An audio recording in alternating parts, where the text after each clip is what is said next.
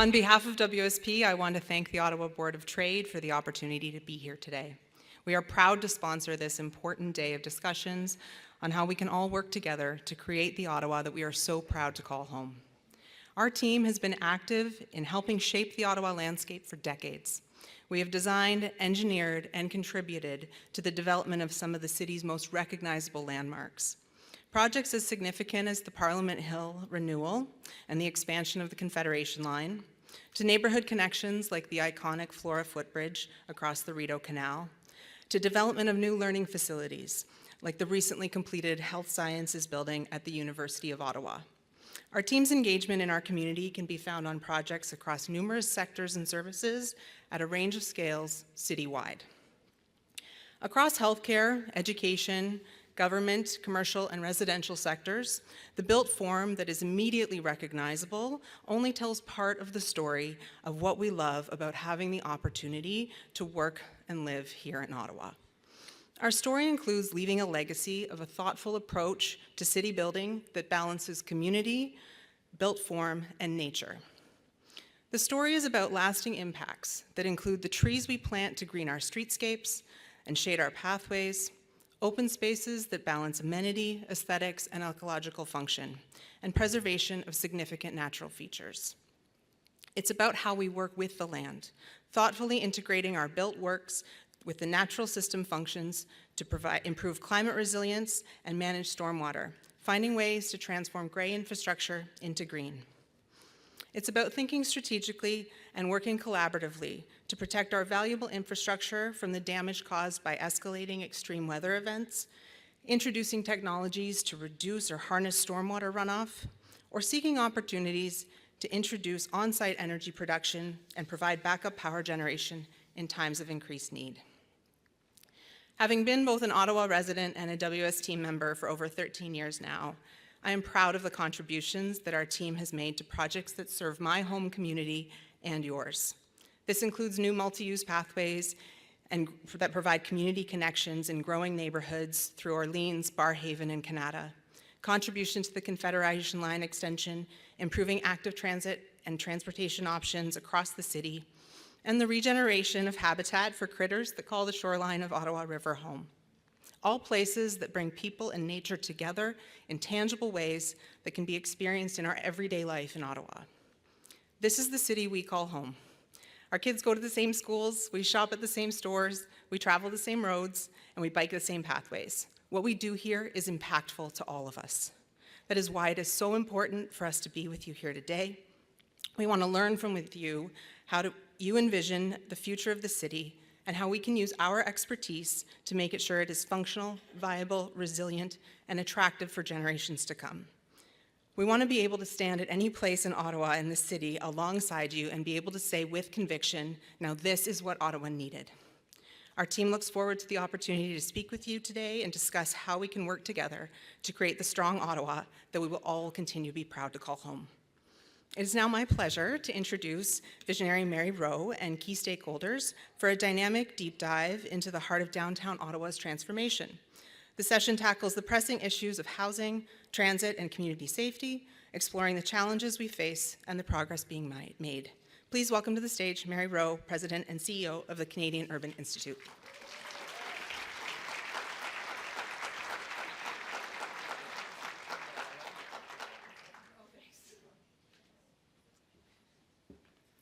Hi, I just said to my gang, come on, let's go up because we're out of time already and we haven't even started. Come on up and we'll get started. Delighted to be back here. I speak at a lot of things, as you guys would imagine, because of my role. And I've just got to say that it's very rare that I would follow so many good speakers repeatedly. Like not one was a dud, you know? And usually you go somewhere and there's a dud somewhere, and maybe the duds are coming, and I'm sure that these aren't going to be the duds. But just to say, and I just want to say another comment. When the mayor said, you know, that this question that had come from the abacus person about, you know, do you wish you lived in an earlier time, like in the 1950s or 60s? I'm thinking, what do you mean? A lot of us did live in the 50s and 60s. It's not that long ago. But just a reminder on just to keep things in perspective when we do that kind of nostalgic thing, oh, I wish it was like this. Here's my version of this. I'm old enough to remember when you could drive without a seat belt. Anybody remember that? Hands up. I took my driving test, right?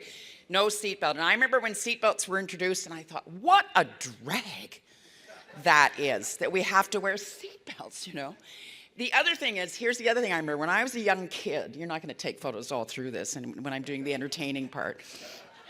The other thing I remember when I was a kid, when we had a puppy, and there was no stooping and scooping, remember? Sometimes I think, well, where did it all go? Right? Like when we were raised with pets, we didn't. But here's the difference. In the 50s, what was the world population? Take a guess. 2.5 billion people in the 50s. What is it now? 8. So let's just keep this in perspective, that we're much more complex, much more sophisticated. There's just many, many more of us. And even if we have reached peak population, the level of complexity that we're addressing is not what it was in the 1950s, with due respect to our parents that maybe thought it was the best time. And so just remind people that want to be nostalgic about this, that we are living in an extraordinarily challenging but rewarding time. And I'm happy to be back here at this fabulous event, the City Builder Summit. I've been here a number of times. When Sue Ling asked me to come, I said, aren't they tired of hearing from me like they've heard from me a few times? But what's been great about it, for me, is to see the evolution that's started to take place here as you stitch together this narrative across sectors. Business, civil society, institutions, local government, provincial government, federal government. It really is this kind of collaborative effort that we need to be leveraging as much as we can in Canadian communities because, and as the Mayor so succinctly said, and Brendan hinted at it as well, we now are in this existential moment where an external challenge is forcing us to be really thoughtful about what our relationships are with each other. And this room is a perfect embodiment of it. And I'm delighted to have my 3 colleagues here who are going to talk a little bit about the specific kinds of initiatives that they're taking. But I just want to remind you of a couple of things.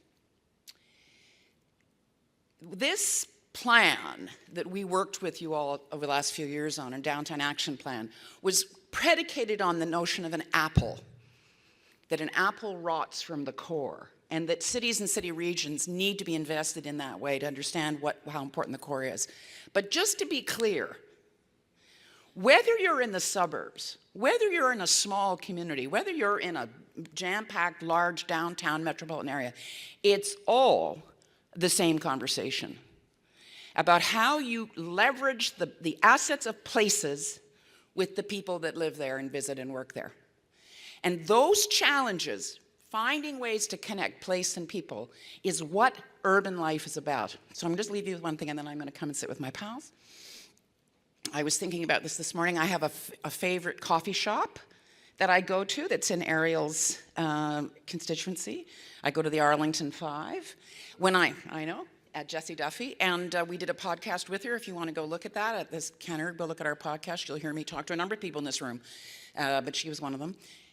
And when I moved to Ottawa last year and was here for 4 months when we were doing that piece of work with you, I found myself reassured, and I had a sense of identity and belonging as soon as I found Arlington 5. And I made it a habit, and I went every day. So as we reflect now on how you live your lives and how you contribute to your community and stay attached and fulfill that sense of belonging, think of ways to make aspects of your life into a habit. Urban life is about habits, where you go to work, where you purchase, where you hang out, where you have fun, where you have meaning, where you work. Think about the habits that you need to reincorporate back into your life that reinforce for you the importance of place and people. Now I'm going to go over here and join with my gang.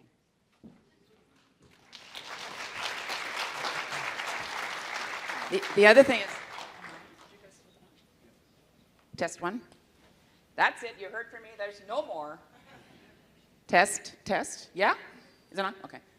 At CUI, we started a tariff tracker. So if you go to mainstreetcanada.ca, you can find a tariff tracker across the 50 CMAs in the country for you to see what the impact is of economic uncertainty. So not just tariffs, but the economic uncertainty. That is the context in which we are operating. And my little slogan out of that, in addition to thinking about the habits that form your urban life, is that when they go low, we go local. Do you like that? It's got a nice ring to it. So let's talk a little bit about what kinds of initiatives you've been taking. I'm going to go to the chief first. Age before beauty, as they say in the movies. And I'm going to ask each of these folks. They all have a different piece of the puzzle. And they're all focused on very specific kinds of challenges and solutions. But as I've said, it's all the same conversation, whether you're downtown or you're not. These kinds of challenges exist, and they exist in cities across the country. So let me start with you, Chief. Give us a bit of a perspective. Thank you, Mary. Good morning, everybody. Pleasure to be here. Thanks for having me. If I look uncomfortable up here, it's not you, it's me. This chair is not gun friendly, and I'm kind of, I'm just sort of hanging on the edge of it here. So bear with me. Yes. Yeah, so as it relates to the downtown, obviously, when it comes to the challenges for policing, and I would say, and the community, it's the same. I'll start obviously with the vulnerable population, the homelessness, the mental health, the addictions. Obviously, that has created a significant impact in the downtown core, and as Mary mentions, around the city as well, too. It's something that we manage every day in various parts of the city. I've only got 2 or 3 minutes, so I'm going to be moving pretty quick here. Obviously, the downtown core protests, demonstrations, major events have really increased since a certain event in February of 2022, which in my office we don't talk about a lot. But since that time, we've seen a real increase in sort of that freedom movement. And of course, the Middle East crisis has impacted the community a great deal. Various other events, even the more common ones, the Canada Day, the Army Run. We have a triathlon coming into the city this summer. Those major events really impact our ability to stay on our mandate. And I will say, as we focus on the downtown, but across the city, the demands from all parts of our community have increased a great deal. Whether it's Councillor Kelly in Carp, or Councillor Hill in the Nepean area, out in Orleans, they want more of us. I get that all the time. We need more police. We need more police for whether it's auto theft, whether it's traffic, speeding, stunting, whether it's retail theft. They want more of us. So that's a big demand and a challenge for the outfit. And overall, our service level, we're not meeting the demands that this growing large community has when it comes to some of our investigative sections. I'll just give one example: fraud. If you're a victim of a fraud of $50,000, we probably can't get to you for a year. Minimum, because of the backlog of those types of crimes that we have. That's not good. We have to improve our service level. So a lot of challenges that we've dealt with. But good news is we do have a plan. We have a new strategic plan with our board. And one of the real pillars of it is our 3-year staff stabilization plan. We really need to stabilize the Ottawa Police Service. Last year was year 1. We hired 135 officers, new officers, and civilians on top of that. But in terms of officers, that was the most we ever have, ever, in the Ottawa Police Service. And we're trying to increase that even more this year, and then year 3, just get us to that level. And we have the support of the board to do that. And with that, we're really... It's not anything new per se, but we're returning to more of a community policing model of delivering our service. And really, as I mentioned, what is needed in Carp, what is needed in Nepean, and what is needed downtown is completely different. And we need to be able to tailor our response to those different pockets, the rural, the suburban, and the urban.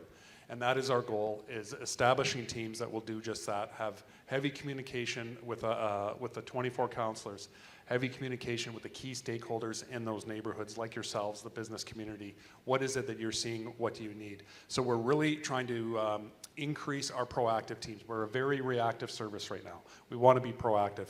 Our neighborhood response teams, our traffic units, our community policing officers, our youth teams, making sure that they're doing what the priorities are in that particular geographic area, which changes, of course, throughout the city. We have been fortunate, I'm going to focus more now on the downtown core here. We have been fortunate to secure funding. The municipality, as the mayor said, It's limited. It's limited. So we have looked at other levels of government. Been very fortunate to secure some funding from the federal government recently in the last couple of weeks. Minister McGuinty, Public Safety Canada. We are creating we're calling a parliamentary precinct behind me, and we're going to have a number of members up to, it's 41, I believe is the number. It's going to take us 3 years to build it up, but they'll be more of a police presence from more or less Queen Street north through to the river, from the Supreme Court over to the Senate building over here, where they'll deal with protests, they'll deal with the issues that really take away from our proactive teams that get sucked down to this general area and are being taken away from your neighborhoods, your specific areas. So I'm hoping that will certainly help. The provincial funding, the province has really supported the Ottawa Police Service in a number of areas. The Byward Market, you probably know we have the core strategy down there. It's a suite of programs from working with our social agencies to help some of this vulnerable population, all the way on the spectrum to enforcement. Those that are creating a lot of victims every day, that's our lane, that's our piece of the pie. We have to deal with that. And so but that suite is there across that spectrum between helping and entering someone into the criminal justice system. And the government's helping us with that. Our Neighborhood Operations Center that's just over here. We also have a mounted unit that's coming, and that's going to greatly help us with our protests, some of the very dynamic ones. But it's also, you're going to see some horsies running around the downtown core. The parliamentary precinct, yes. Byward, yes. Other areas as well, too. And they'll have a team with them to assist whatever they come across. We're going to have a helicopter. The capital of Canada never had a helicopter, and the provincial government has helped us with that. Obviously, the major events, the protests, auto thefts, when they scoot off to Montreal after they steal a vehicle. That's going to be up in the air here, likely in the new year, maybe the end of this year, but more in the first quarter of next year as well, too. And also, some of that, working with the social agencies, the Anchor program with mental health, that you've likely heard of that. We support that a great deal, want to see that succeed. And working with the folks that can intervene with people having a mental health crisis without a police response. We want to get out of the business. We know we won't, because there's always those ones we have to go to. But the ones that we don't have to, now we can focus on other things instead of these people Chief, that have problems. you got more? Sounds like you got more. The finger's out. And I was going to wrap up and say, okay. Mary, over to you. Why don't you?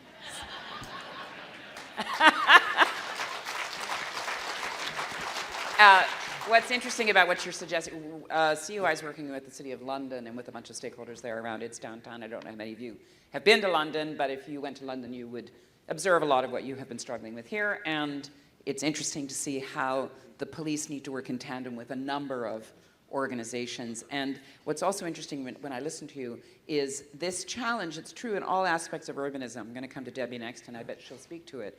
How do you actually provide a high level of service to different parts of a city or a region, appreciating that the needs are a little different in each place? So it doesn't need to look the same, which is what you're describing for me, right? Right, just that tailored approach to the vast areas that we have that are so different in this city. Yeah, it's so interesting. Yeah. Well, Debbie, over to you now to talk about housing. It's sort of the legs of the stool, and we've got housing, and then we're going to talk with Jennifer about transportation. But you're fairly new to the city. I was teasing you that, city building, it's a bit like the Carol Burnett show, You're a waiter in one act, and then you're the bartender in the next. But just, this is only for people that are from the 50s and 60s. But Debbie was at CMHC and has brought all that experience now to the city, which is tremendous. So talk to us about what you're particularly focused on. Thanks, Mary. Thanks, everyone. Happy to be here. Chief, you talked about some really cool things, horses and helicopters. I'm here to talk about housing. Interesting story is that when we had this meeting to talk about how this event would unfold, Mary was very specific that she didn't want anything scripted. So I immediately went and developed slides and scripted myself for the 2 to 3 minutes that I control. And here we are. So I'm Debbie Stewart, General Manager of Strategic Initiatives Department at the City of Ottawa. It is a new department. It's been around for about a year now.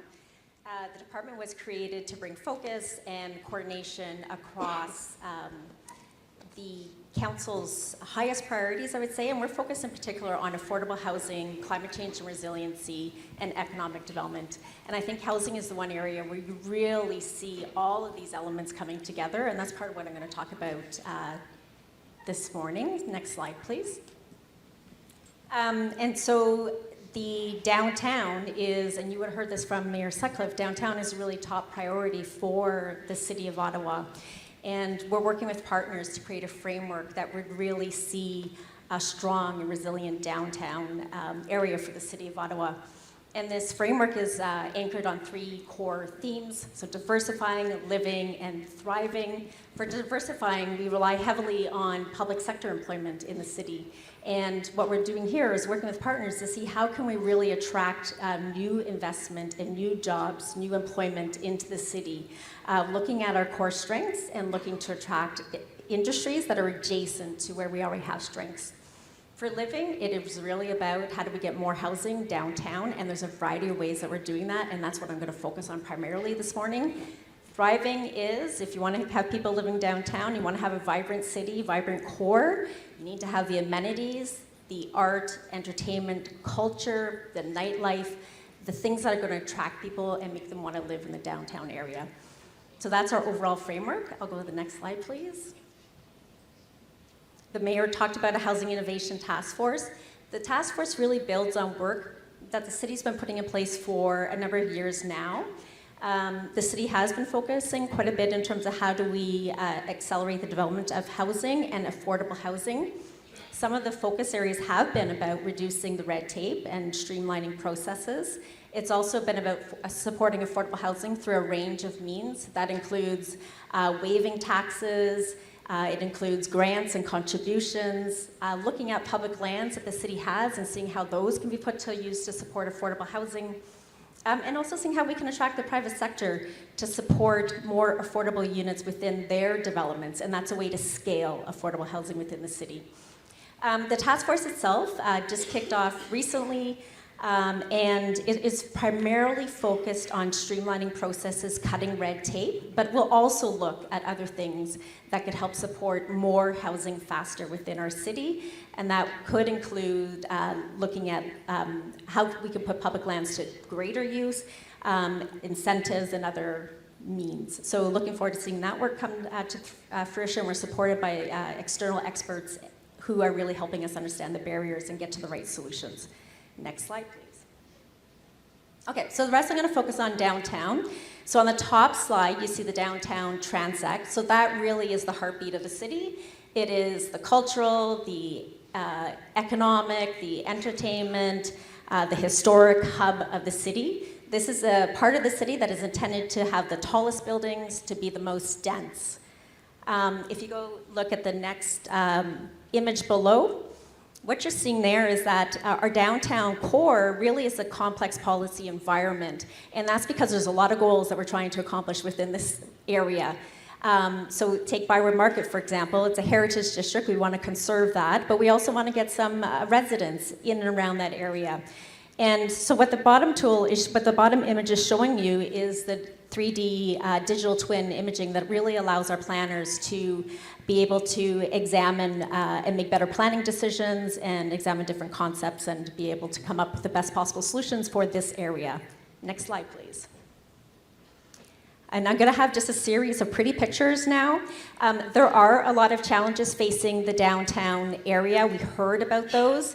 I don't want to diminish their relevance and importance, but there is some good news as well. We are seeing quite a few cranes in the skyline. We're seeing development. It is happening. This is the Byward Market, and so the policy framework is working. We are seeing new residential development happening around the Byward Market. The image in the middle, that is Shepherds of Good Hope, supportive housing building that was financed and supported by the City of Ottawa on Murray Street, right in the market. Next slide, please. So this actually is just a nice way to show you the development that's happened over the past 10 years. So all those dots represent development that is either underway or has been constructed in the past 10 years. Next slide, please. And then we see the core business district.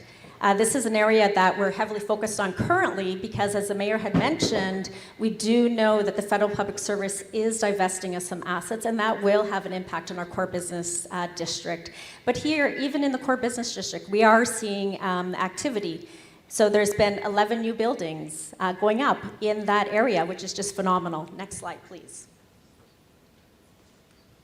And another thing to think about in the core business district, especially as we see some federal assets come online for sale and transfer to other uses. We are looking at office to residential conversions. There are currently 4 underway, and there they are, the 4 that are underway. With office to residential conversions, it's not always easy. There are many, many buildings or structures in our core business district that just are not suitable for conversion, so we need to look at a range of options. But the city is working on, recently streamlined its processes, reduced fees, to make it easier to convert office to residential, and there's more that can happen there. We're looking at how we might be able to incentivize where that makes sense. But the key thing here, and I guess the key message that I wanted to impart with you and bring it full circle to what I started with, is that downtown really is about diversity.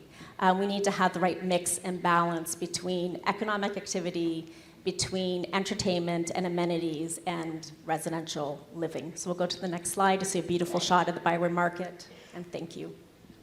You know, the most resilient, Debbie from the city of Ottawa. The most resilient places in nature are the most diverse, right? That's why we don't have, is there a farmer in the house? You know, we don't plant just one crop. I mean, these principles are sound at every scale, so I think it's really interesting as you emphasize diversity. So the other side of that is you have all these assets, but you got to get to them. So over to you, Jennifer. Talk to us about where the third leg of that stool is, the transportation piece. And then we'll have a little bit of chat, but you should be getting your questions ready because you've got these 3 folks captive here. You can ask them anything. Okay, go. Good morning, everyone. Okay, we'll try that. Excellent. So good morning, everyone, and thank you for the introduction. So I'm Jennifer Armstrong. I'm the Acting Director of Transportation Planning at the City of Ottawa. And if you go to the next slide, as I was thinking about this session, I took another look at the Downtown Ottawa Action Agenda, and it talks a lot about. Oh, is it still not? Just hold the microphone closer. If I hold it, oh. Okay, I apologize. Clearly not tech savvy here. So as I was saying, as I was looking at the Downtown Ottawa Action Agenda, it talks about the importance of having a vibrant and thriving core to really support a prosperous region. When it comes to transit, however, I want to flip that around, and I think that to have successful transit downtown means that you need to have a really strong regional transit system. In the City of Ottawa, we have a transit system that's very downtown oriented, and that's a great foundation to build on, but we really need to be expanding that network of rapid transit so that it is more connected to more communities. And if we're able to do that, and if we're able to build a really convenient and efficient and reliable transit system, then people will be able to choose transit whenever they're making longer trips. And if we're able to do that citywide, then likewise, when people are choosing to travel to the downtown, they'll also be choosing to take transit for those trips. And I think that's really the measure of success, is just, people are choosing to use transit. They're using transit to get to work. They're using transit to get to school. They're meeting up with their friends by transit. And that's just, because we've provided that really effective transit system that's meeting their needs. Now, engineer by background, so if you go on to the next slide, where are we now in terms of the amount of transit use in the city? And back in 2022, we conducted a household travel survey called the Origin Destination Survey. We talked to about 32,000 households in the National Capital Region. And from that survey, we found that in 2022, about 9% of trips citywide are made by transit. When it comes to trips to the downtown, that figure is about 27%, which is down from about 38% pre-pandemic. So obviously things have changed since 2022. We definitely recognize that. We're planning to go out and conduct another survey later this year. But I think this gives you a good starting point for what we're building up from when we're trying to increase ridership both citywide and in the core.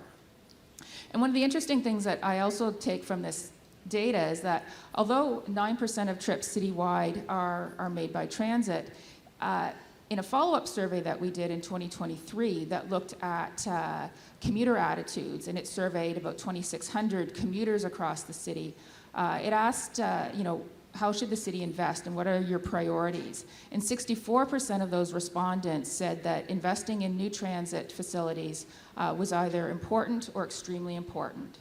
So clearly not all of those 64% of respondents are taking transit, because we only had 9% of trips being made by transit.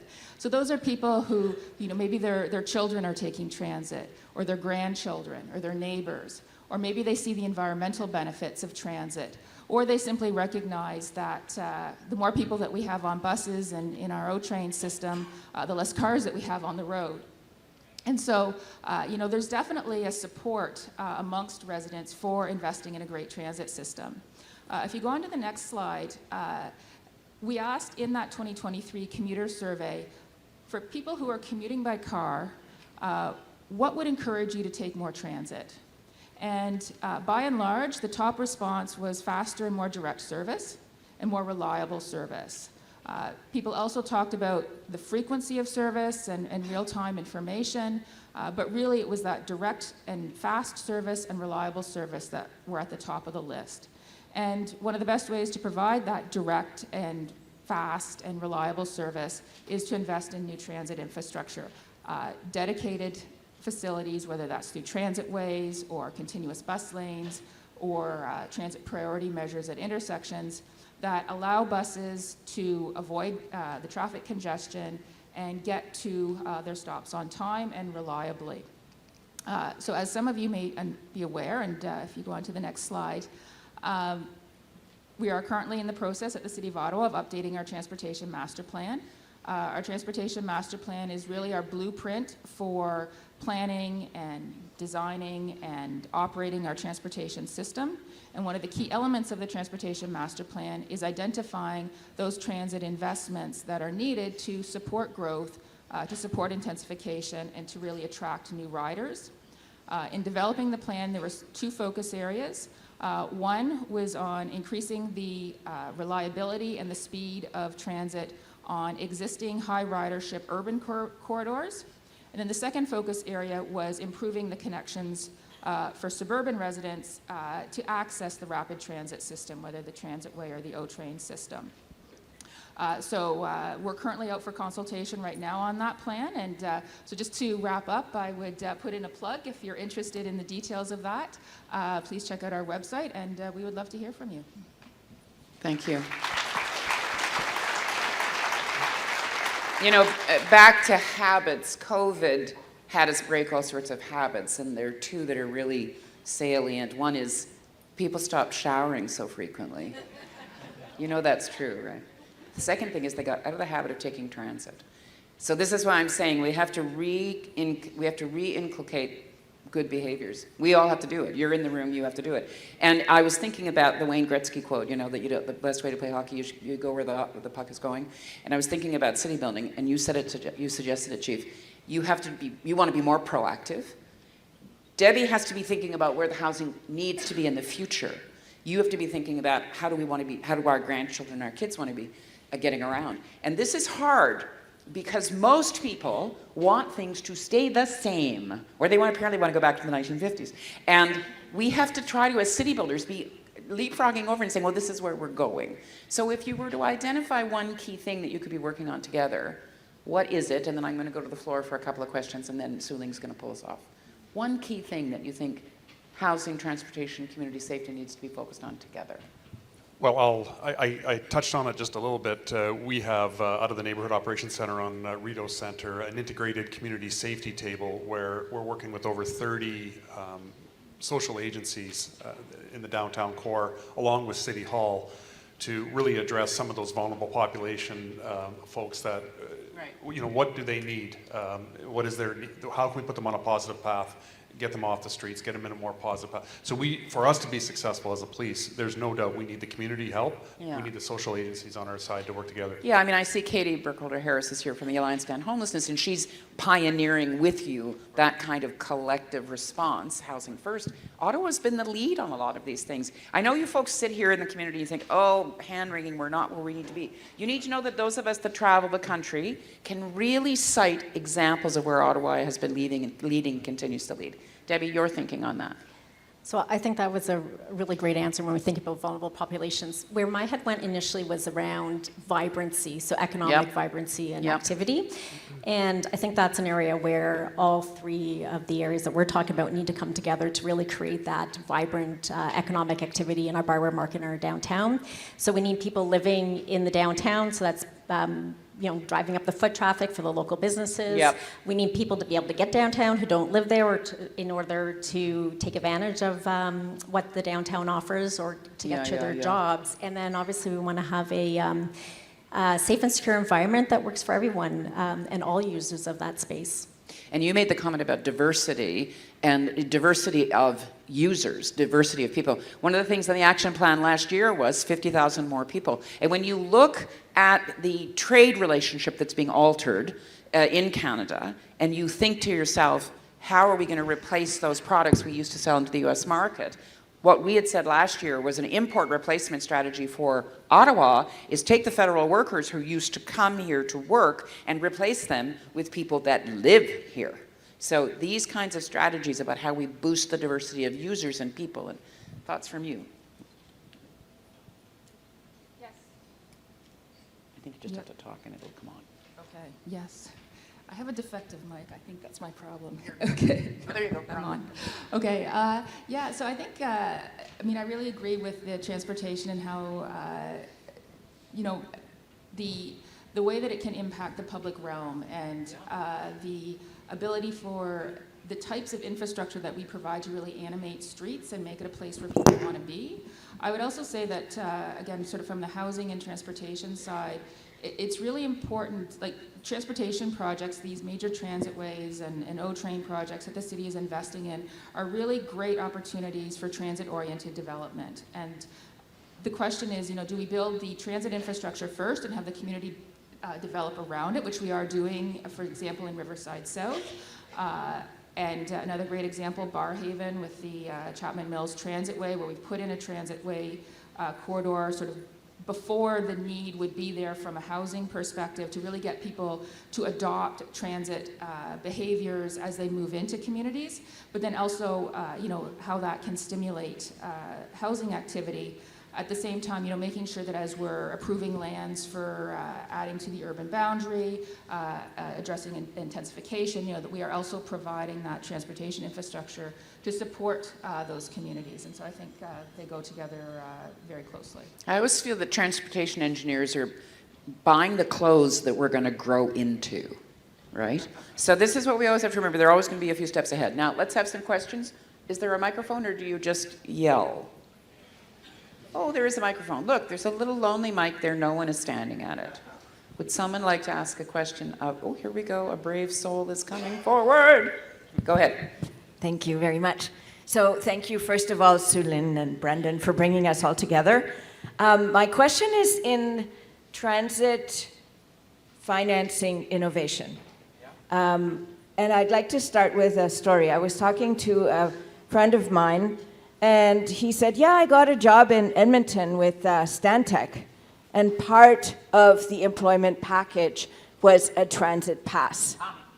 So the question is, would the city be willing to get innovative and start having package deals for employers in this room, say, that wanted to add that, and Some kind of an also incentive. make Yeah. a deal with the federal government?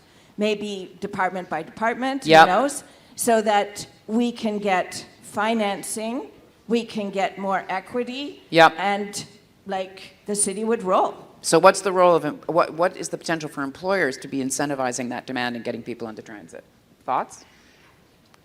Yeah, I will just say that certainly that's something that we are very interested in pursuing. I think, you know, OC Transpo has the UPass system, and there's been conversations, well, can we expand that UPass system to be something similar that would be employer based or, as you mentioned, for the federal government. So certainly I think there's interest there. There also needs to be a willingness on the part of employers to be involved in that type of program, and you know, but certainly opportunities for the conversation to continue on that.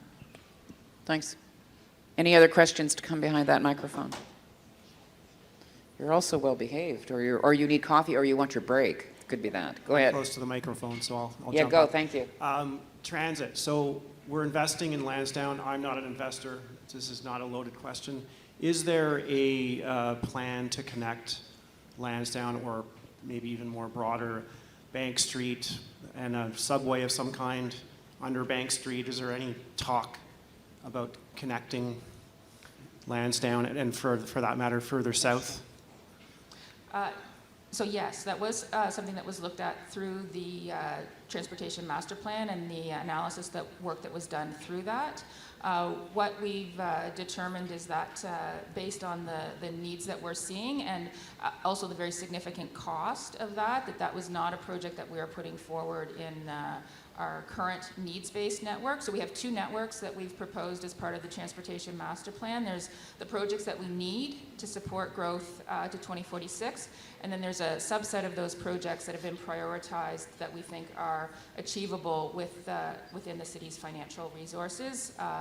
And so, yes, the Bank Street subway is something that we've heard about from the public, as well as interested groups and businesses along the corridor, but based on that analysis, it's not part of the plan currently, but on the list for sort of future consideration as the city is able to provide those types of projects. And we heard the mayor signal that he's trying to pioneer a different kind of funding stream approach with other orders of government. So you're uniquely positioned here because you straddle with the other province. So these are interesting models, and we live in times where these kinds of other kinds of alternative approaches and tons of private capital circulating in our markets that may be available for that. So it's up to you to don't let that down. Don't let go of that. Okay, yeah. Good morning, and thank you so much. I am just starting this morning with such a hopeful, strong Ottawa. It's wonderful. My name is Francesca. I'm from Harmony House, second stage women's shelter, in almost 40 years in Ottawa. And Great. guys, this helps when you are in front of the mic, and more when I have to really, I'm speaking for the 85 women in the waiting list. Yep. I'm speaking to transportation that we will need for summer camp for the kids, to field kids, Yep. children during the summer camp. And just because we understand those buildings some of them are not occupied right now, and they could be a unit for a woman that's still desperate to find a place to move. We, as a second stage, if you don't know, we have the amazing 3 years of journey with the families. We offer childcare, food bank, we offer safety. And talking about safety, I have to point out we already have 3 women killed during this year. So this is just to bring hope to that 85 women and families, that increasing list. So I have here transportation and so many other safety. So first of all, thank you for what you do. Thank you, the space to bring hope for the city. But we have been in this building for 40 years, and we cannot wait to have one for futures to come and generation to end the cycle of violence. Thanks. Thank you. Anybody want to comment on add anything on that? Want to say something? Well, I can just say that supportive housing and the kinds, again, what I said to you, the models that exist here in Ottawa are the ones that need to be lifted up across the country.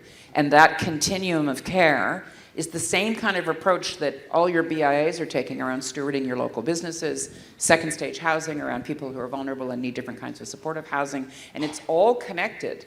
And there are people from economic development in the city. Cindy, where are you? I mean, there are people that are all working in tandem on this, which is really, really critical. Yeah, go ahead. Good morning. Thank you very much. Curious if there's an opportunity to do more with transit and driving the downtown economic core. Right. The other major cities in Canada and throughout North America have a free network of access on LRT. We've made a massive investment, of course. So would there ever be a consideration to provide a free core to be able to move people around through the downtown core more actively? Obviously, there's a funding model that needs to support that, and perhaps there's a modest property tax surcharge for those businesses within that core that would be benefiting from it. So I just think that if we're, let's think a big change, a big story, and I think there is a way to pay for it and a way to change the perception of moving in and around downtown easily and more actively. Yeah. Do you want to? Thank you. Other than yes? Yes, I mean, I think that the topic of free transit and whether that's in the core or citywide and how that works is certainly something that we hear about. As you say, though, there's the balance between having to fund a good service. I think if it's a compromise between the price of fares that people are paying, but that means a reduction in service, then that's something that I don't think our residents would be in favor of. But if there's another funding mechanism, then that becomes a more viable option. Thank you. If I ever get invited back, and I'm here again, I hope I will hear the mayor champion a rationale of why your property taxes had to go up a bit to invest in the quality of life that you believe is making Ottawa work, rather than his feeling that the message he has to convey is that he's kept taxes to the lowest that they can be. Do you hear me? I appreciate that we don't fund cities the way they need to be funded, and we need more money from the province and we need more money from the feds. I get it. But we have got to get to a place where we understand that the way we fund services is how we invest in our collective life, and that we not put pressure on these councils and politicians that the badge of honor they earn is to keep property. It's a very minimalist view, and we've got to move to investment. And end of rant. Okay, go ahead. Thanks so much. Fully support that. William Bengies from Ecology Ottawa here. I just wanted to pose a question to Debbie in particular. You mentioned, Debbie, that one of the term of council priorities is climate resiliency. So I just wanted to hear you speak to how that intersects with what you mentioned on housing. I also know that climate mitigation, is a part of that priority.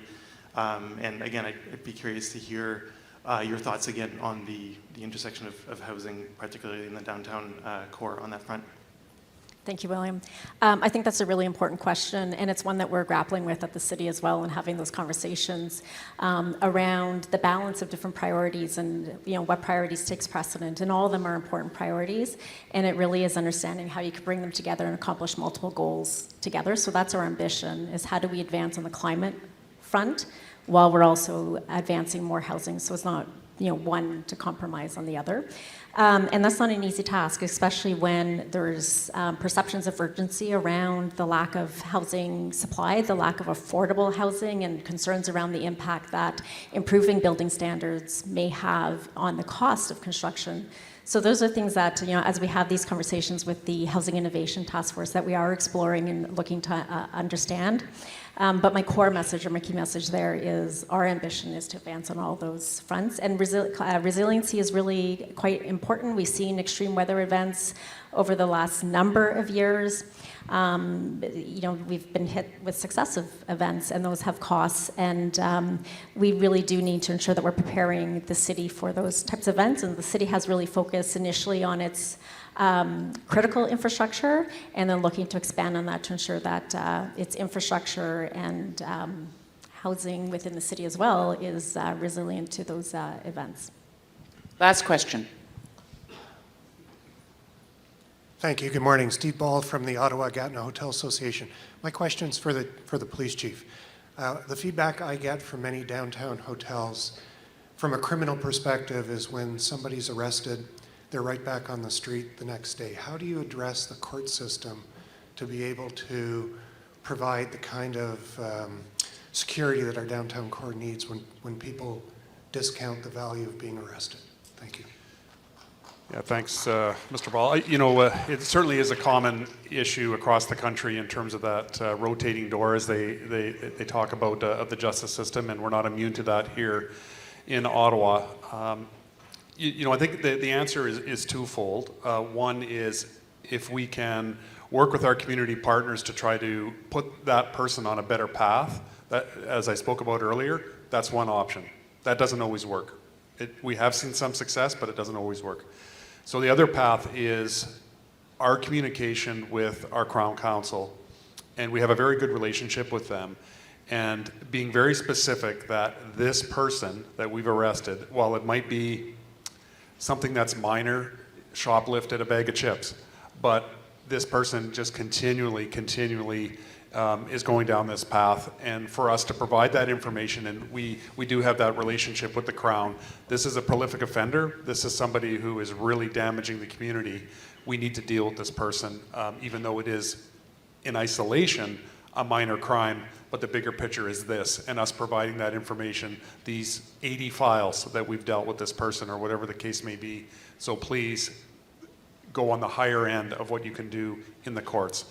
The success rate of that has occurred, but it certainly isn't all-encompassing, and there is issues. And I will say this: the court systems, more judges, more prosecutors. Certainly, the court time is so valuable and so limited that they just cannot turn away. Obviously, homicide, sexual assaults, aggravated assault, those very serious crimes. So they come out of the gate. Maybe we get the charges laid, but then they get dealt down because of that limited court time. So it is a struggle. There is no easy answer for that, but that combination of trying to work and put those people on a path with the social agencies and working with our Crown partners is what we're doing. And of course, it's our focus on those prolific offenders too. And that core strategy is about hotspot areas. So we're there potentially avoiding some of that crime that's occurring because we have that presence, and focusing on the prolific offenders. If we're going to focus on somebody, focus on those that are creating the most crime. The 80-20 rule, yeah. Okay, well, would you join me? These three have big day jobs. They got to get back to them. So would you join me in thanking Jennifer, Debbie, and the crew? Eric. Thanks, everybody.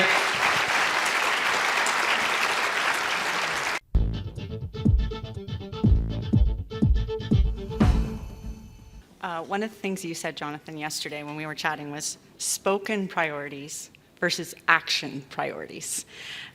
Governments play a pivotal role in urban development, but they also can get in the way of their own agenda.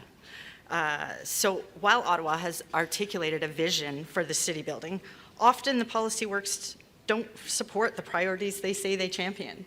So what do you believe are municipal, provincial, and federal governments, which we have many in the room, right? We've been talking about how we need to have the right people at the table and the right people hearing in the room the policies that need to change by the boots on the ground people that are actually doing the work. So what do you think we need to start talking about? Well, I think, A is a recognition of all levels of government play an important role, but the rubber hits the road of the municipality. And so there's a certain degree of in somewhat helping, supporting, but getting out of the way so the municipality can drive, at a local level. And I think, some great things are happening in the city. So we have this, the housing innovation panel that's coming that's looking to help streamline and bring more innovation, which is fantastic and is driving in the right direction. But there's a recognition that, again, to my previous point, the municipality only has so much authority. It's still got layers of provincial and federal, overhang, and especially in this city with the oversight of NCC and other things, to really be the master of its own domain, its own direction in creating these policies. So I would say, and it's been sort of interesting over the last few years where there's been, headlines across the board, housing crisis, and no level of government is not saying we're not driving for that, but it's almost felt like a friction between the governments. It's almost sort of like, okay, well, the federal government's going to do this and you're not going to get it unless you do that, city, and the province is, you got to speed it up or you're going to, lose fees. And all these things I can say on the ground have actually just largely created a slowdown, not a speed up, because it's not been collaborative. And so as much as we have our housing innovation panel at a municipal level, there really needs to be more housing innovation panels with all levels of government sitting there saying, okay, collectively we're causing this problem. It's not one level, and how can we, collaboratively break down these barriers as opposed to, each level coming up with its own approach and its own way of doing things. And I can say that in my career, I would stand out 3 projects that have really been surprising and really rewarding. And the one common denominator of all of them is they required a collapsing of all levels of government to sort of sit in a room together as one group, to sort of make decisions part of 3 different processes. So Dockside Green, which is our first project in Victoria, was, is the first LEED Platinum mixed-use community in Canada, the first district energy system in Canada. It was a contaminated site, but that was one where the City of Victoria, the province of BC, and to a certain degree of federal things were all sort of looking at this in a priority demonstration. And when we wanted to get some things done, it was one sort of group and not 3 different groups that we had to talk to. The second one I would say that was very complicated, but at the same time an unprecedented collaboration and cooperation, as far as I'm concerned, was Zibi in Ottawa, and getting that through the approvals here. The one thing that I always look back to sort of what allowed that to move, because that site, when we were looking at it, it's got all the hair you can imagine on it, and one of the most complicated sites you could probably find, and it's half in Gatineau, half in Ottawa, the NCC overseeing it, 3 different planning processes, blah, blah, blah. But it was a willingness for the City of Gatineau, City of Ottawa, and the NCC to say, okay, we're going to create one advisory panel. We don't need to have you go to 3 different groups, and we're going to create one advisory panel, and what is agreed in that panel will be what we all bring back for our approvals and go through the process. And that created a very healthy friction, but a great outcome, and actually one of the most expeditious, approvals that we've been involved with.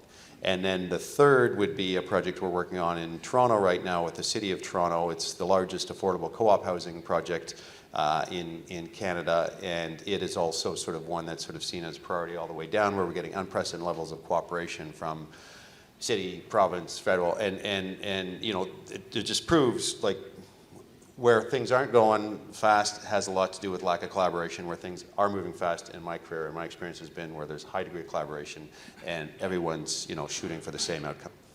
Do you have anything to add on that? No, that's perfect. I mean, Ottawa, we love you, right? Like, we're here. My office is, I can see it. And we're all committed. This is our town. We eat here, we play here, we work here. And this room is filled. Obviously, we know the motivation of our city and the people in it that want to make it better. But we need to break some things, and we need to be bold, not just on style and architecture, but how we go about the business of building. And break some of the things like process and procurement, especially City of Ottawa, NCC, please have a self-awakening of you hire wrong, you make wrong. And for our city on the conceptual side of things, again, I think it is a world-class city that doesn't recognize itself, and that's the opportunity for everybody in this room. We're always caught between this like cool European brother that is Montreal and this super rich older brother that is Toronto, and we're kind of caught in the middle, but that is our opportunity, that is our identity, and I think we need to start there, figuring out what is our intent, and if we don't have intent, then we make a bunch of buildings. With intention, you make something special, and to add to that excitement is we are also the Canada's capital.